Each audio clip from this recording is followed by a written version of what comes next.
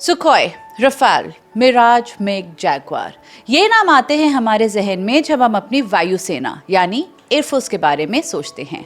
लेकिन इन गरजते हुए इंजन्स के अलावा एक और हीरोइक फोर्स है जो फोटो ऑप से दूर आसमान की ऊंचाइयां नापते अपना संकल्प पूरा करती है। हमारे एयरफोर्स के ट्रांसपोर्ट जहाज जो वॉर और पीस टाइम दोनों में अपनी जान जोखिम पे डाल हमें महफूज रखते हैं, लेकिन नजर नहीं आते सुपर हीरोज की तरह। जी, ये है कहानी इन्हीं सुपर हीरो पायलट्स की। This is the story of heroic missions of our transport pilots.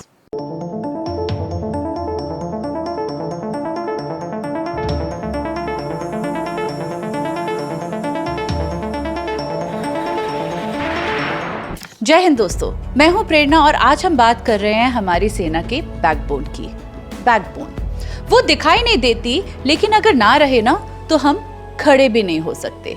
वैसे ही है हमारी आईएएफ, इंडियन एयरफोर्स के ट्रांसपोर्ट जहाज की फ्लीट। हर मिलिट्री ऑपरेशन, चाहे वो 65 की जंग हो या 71 की या कारगिल, ट्रांसपोर्ट एयरक्राफ्ट एक अदृश्य कवच बने रहे जिसके बगैर जीत नामुमकिन थी। डिटेल में जानते हैं, लेकिन शुरुआत से। Chapter 1, the invisible force in war. आजाद भारत पे सबसे पहला हमला 1947 में हुआ था, जब अपनी सुरक्षा के लिए इसी फ्लीट की जरूरत पड़ी, डकोटा। इस जहाज का नाम ना सदैव सम्मान से लेना चाहिए, क्योंकि ये वही जहाज है जिसने सबसे पहली उड़ान भरी थी इस देश की हिफाजत के लिए। हमारी पहली मिलिट्री ऑपरेशन अक्टूबर 1947 जब पाकिस्तान कश्मीर में घुस आया था, तब नंबर 12 स्क्वाड्रन के ये जहाज पालम एयरपोर्ट से उड़े, हमारे सिख रेजिमेंट के ट्रूप लेके, under leadership of lieutenant colonel Diwan Ranjit Rai, जो लैंड हुए श्रीनगर में जस्ट इन टाइम, इससे पहले कि श्रीनगर एयर स्ट्रिप और कश्मीर पाकिस्तानी घुसपैठियों के हाथ लग जाए। आने वाले कुछ हफ्तों में यही डकोटा हजारों इंडियन ट्रूप्स, एमिनेशन, आर्टिलरी और फूड सप्लाईज लेके आगे पीछे उड़े, श्रीनगर, लेह, पूंछ और बाकी के फॉरवर्ड एरियाज में। फिर आई 65 की जंग, पाकिस्तान का ऑपरेशन जिब्राल्टर, फिर से कश्मीर में घुसपैठी।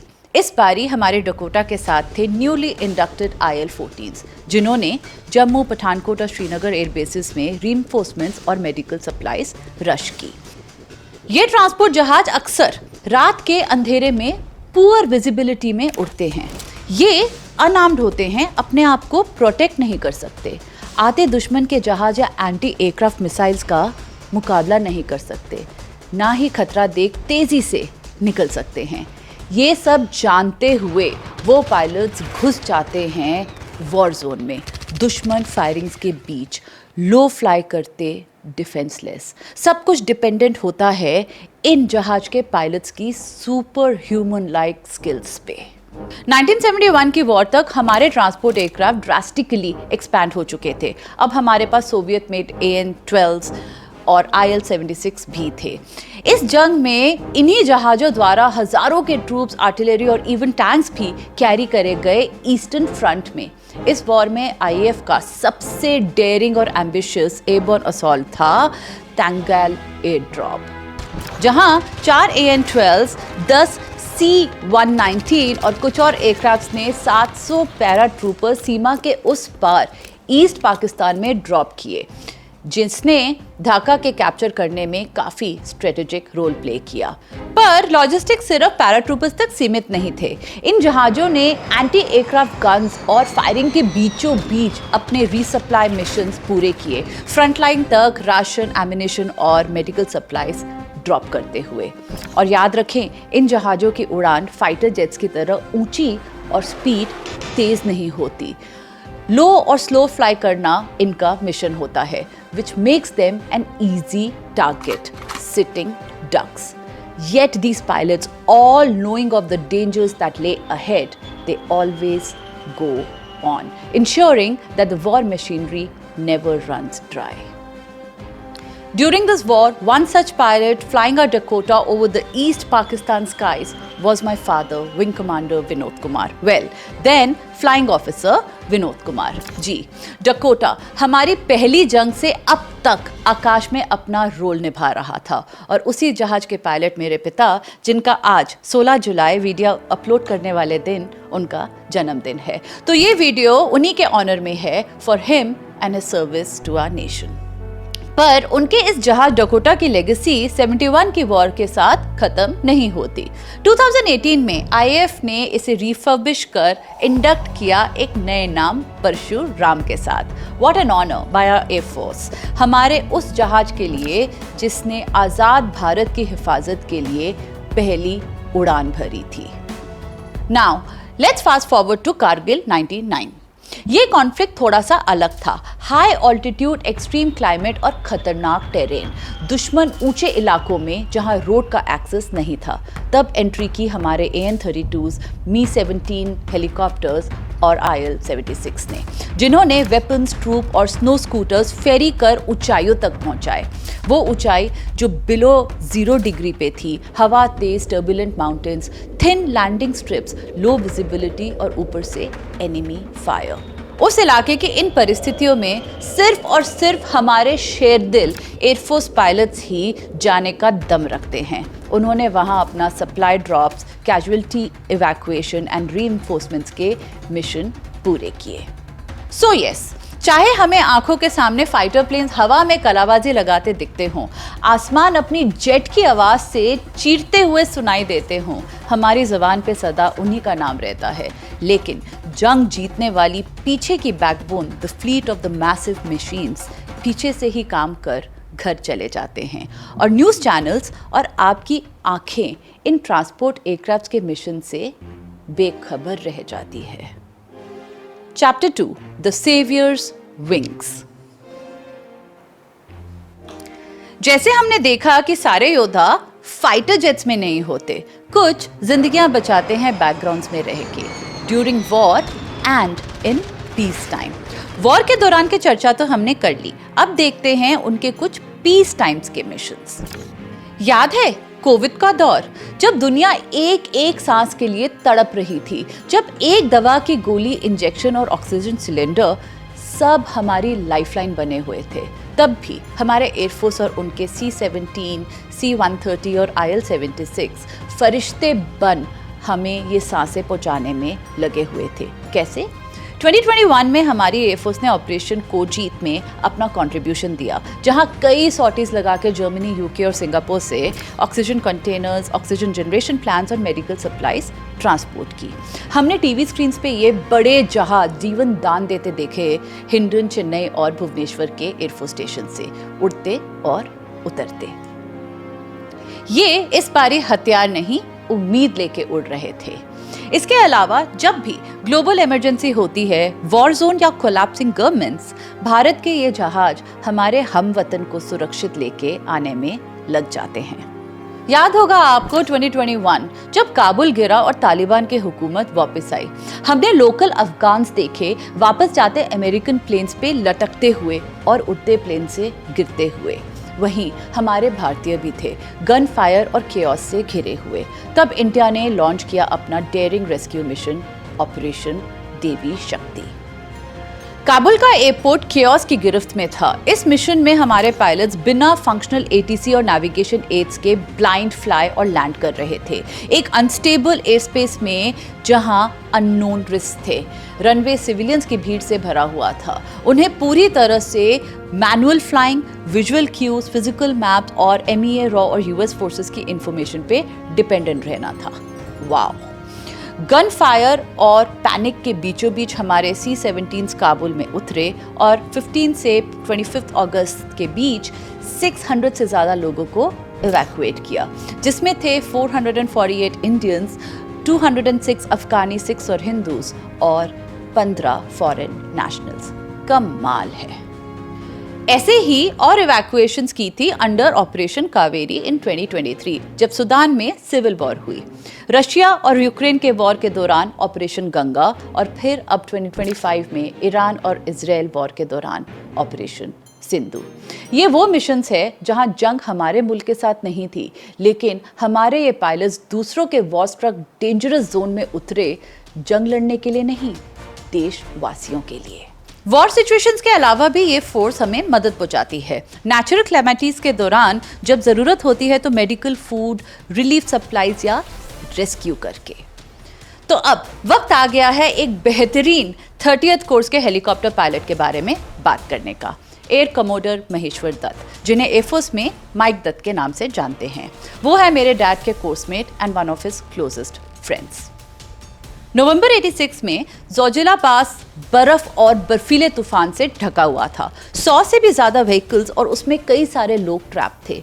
ये सब हो रहा था 11,500 फीट की ऊंचाई पे at -20 degrees with dangerous winds at 70 kilometre per our.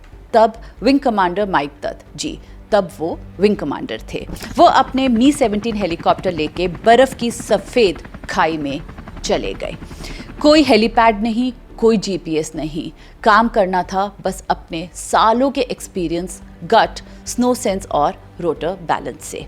उन्होंने 4 दिन में 56 सॉर्टीज लगाई, अक्सर लैंड किया एक छोटे से फ्लैट स्नोई सरफेस पे जो चॉपर के लैंडिंग गियर फुटप्रिंट से भी बस थोड़ा सा ही बड़ा होगा। उन्होंने पर्सनली 145 सिविलियंस इवैक्यूएट किए।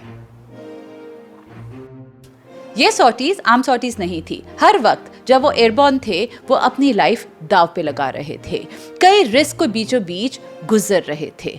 जैसे रोटर स्ट्राइक, जहां हेलीकॉप्टर के ब्लेड्स का टेरेन या हिडन ऑब्स्टिकल से टकरा जाने का रिस्क होता है। ये होता है स्नोई माउंटेन में, जहां विजिबिलिटी पुअर होती है और ऑल्टीट्यूड और क्लियरेंस जज करना मुश्किल। दूसरा खतरा वाइट आउट डिसओरिएंटेशन। ये एक ब्लाइंडिंग कंडीशन होती है जहां आसमान, ग्राउंड और होराइजन मर्ज हो जाते हैं। सूरज की रोशनी स्नो को हिट कर अचानक से एक चमक पैदा करती है। वो ब्राइट लाइट चारों दिशा में फैल जाती है। दिखती है तो बस वही रोशनी, ना आकाश ना धरती। तब आप बिना गाइडेंस सिस्टम के बस एक सफेद बॉक्स में उड़ रहे होते हैं, बिना जाने कि धरती कहाँ है और पर्वत कहाँ। इसके साथ एक रिस्क और रहता है एवलांच का रिस्क, जो हवा डिस्प्लेस कर एक डाउनवर्ड प्रेशर पैदा करता है, मिड एयर हेलीकॉप्टर्स को डिस्टेबलाइज करता है। इन सब के बीच अगर कुछ काम करता है तो सिर्फ और सिर्फ पायलट का तजुर्बा और उनकी ग्रिट, जो उस दिन विंग कमांडर दत्त में भरपूर थी। उनके इस रेस्क्यू मिशन को फेमसली जोजिला रेस्क्यू ऑपरेशन कहा गया। उनकी mind blowing skills as a pilot and fearless bravery के लिए उन्हें 1986 में प्रेस्टिजियस कीर्ति चक्र से सम्मानित किया गया। And at that time, well मुझे नहीं मालूम कि उसके बाद कोई आया कि नहीं, but at that time he was the only IAF pilot जिनका नाम Guinness book of world record में शामिल हुआ था। लेकिन उनकी फ्लाइंग और लीडरशिप की गाथा यहीं खत्म नहीं होती। वो आगे जाके एयर हेडक्वार्टर्स में director ops for transport and helicopter बने। इस दौरान आगे जाके एक मिशन में 2 में से वो एक कमांडर में से एक थे, जिन्होंने रिकॉर्ड टाइम में सियाचिन में मी-17 ऑपरेशंस सेटअप किए, because of which remote areas में हमारे फौजों को लॉजिस्टिक्स एयर कनेक्शन मिले। उन्होंने नाइट टाइम में एक्सरसाइज चक्रव्यूह कंडक्ट करवाई, जो मैसिव मिलिट्री ड्रिल थी, जहां 47 हेलीकॉप्टर्स रात में उड़े, showcasing immense skill, planning and leadership. कई फ्लड और नेचुरल क्लैमिटीज हैंडल करने के बाद कारगिल के दौरान उन्होंने मैसिव ऑपरेशंस रन किए, contributing towards the victory of our country. उनकी achievements, high skill as a pilot, leadership and successful missions के कारण 2002 में उन्हें AVSM यानी अति विशिष्ट सेवा मेडल से भी सम्मानित किया गया। मैं इनकी इतनी बात क्यों कर रही हूँ? Simple, because I am proud. मैंने अपने ग्रोइंग अप ईयर्स में इन्हें ये सब अपनी आंखों के सामने करते देखा है। अपने पापा के साथ बैठ उनके इन दोस्त की न्यूज़पेपर से क्लिपिंग्स काटी हैं। अपने दोस्त की इन अचीवमेंट से अपने पापा का सीना चौड़ा होते देखा है। हाँ, ये है कारण कि मैं इनकी ये बात कर रही हूँ। पर एक और कारण है, क्योंकि ये सिर्फ इनकी स्टोरी नहीं, इनके ट्रिब्यूट के जरिए ये रिप्रेजेंट कर रहे हैं सारे के सारे कैडर ऑफ ट्रांसपोर्ट एविएटर्स को। हम जब भी एयरफोर्स का नाम लेते हैं हमें टॉप गन जैसे मूवीज़ और फाइटर पायलट्स ध्यान में आते हैं, पर हम भूल जाते हैं उन्हें जो साइलेंस और बैकड्रॉप में काम करते हैं, जिनके पास अपने को प्रोटेक्ट करने की मशीनरी नहीं होती कि अपने को बचा सके, फाइटर्स की तरह स्पीड नहीं होती कि मुश्किल में फट से निकल सके, जो जानबूझ के वॉर जोन में जाते हैं, लो और स्लो फ्लाई करते हैं इनटू एनिमी फायर, अपने ट्रूप्स, फूड और बाकी सप्लाईज ड्रॉप करने के लिए, हमारी फौज की मशीनरी, एमिनेशन टैंक्स और बाकी मशीनरी मूव करने के लिए। ये बखूबी जानते हैं कि भगवान ना करे अगर उन्हें एनिमी फायर हिट कर दे तो वो जहाज के साथ ही नीचे आएंगे। They have no exit, there is no eject for them, and this is the biggest difference. Fighter pilots back of the mind में जानते हैं कि अगर वो हिट हुए उनके पास इजेक्ट का ऑप्शन है जिससे वो धरती पे सेफली आ सकते हैं, लेकिन ट्रांसपोर्ट्स वो धरती पे तो आते हैं लेकिन जहाज के साथ। There courage lies not in eject but in calculated survival.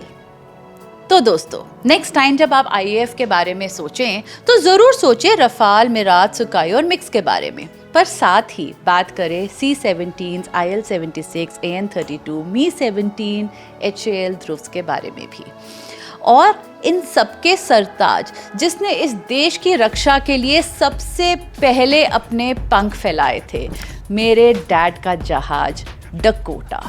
दोस्तों, आज उन्हीं डैड के बर्थडे के दिन मैं ये वीडियो डेडिकेट करती हूँ सभी ट्रांसपोर्ट पायलट्स को जो हमारे लिए जान जोखिम में डालते तो हैं लेकिन कभी दिखाई नहीं देते, ना आंखों के सामने ना टीवी स्क्रीन्स पे। This is for our invisible fighters and heroes. Just like super heroes don't always wear a cape, remember fighters don't always fly fighter planes. Hope आप ये बात याद रखेंगे। चलिए, इसी नोट के साथ मैं आपसे इजाज़त लेती हूँ। This is Prerna signing off from the journey behind. मैं फिर मिलूंगी आपसे अगले हफ्ते एक और जर्नी के साथ। तब तक के लिए स्टे देसी, स्टे इंडियन।